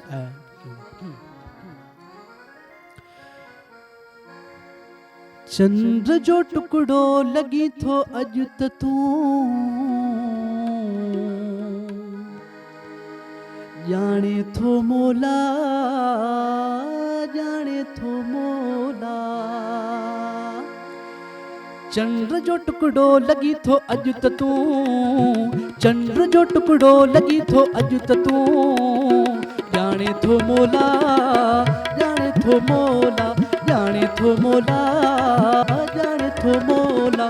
चंद्र जो टुकड़ो लगी थो अॼु त तूं, चंद्र जो टुकड़ो लगी थो अॼु त तूं ॼाणे थो मोला, ॼाणे थो मोला, ॼाणे थो मोला, ॼाणे थो मोला।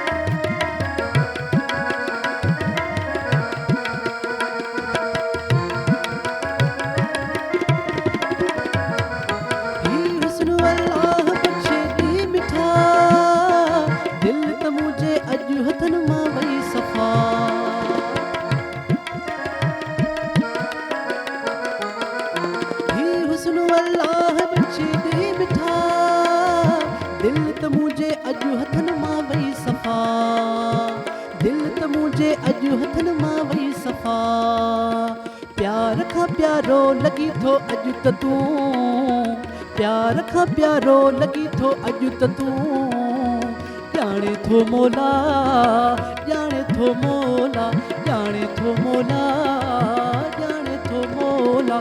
चंद्र जो टुकड़ो लगी थो अॼु त तूं, चंद्र जो टुकड़ो लगी थो अॼु त तूं ॼाणे थो मोला, ॼाणे थो मोला, ॼाणे थो मोला, ॼाणे थो मोला।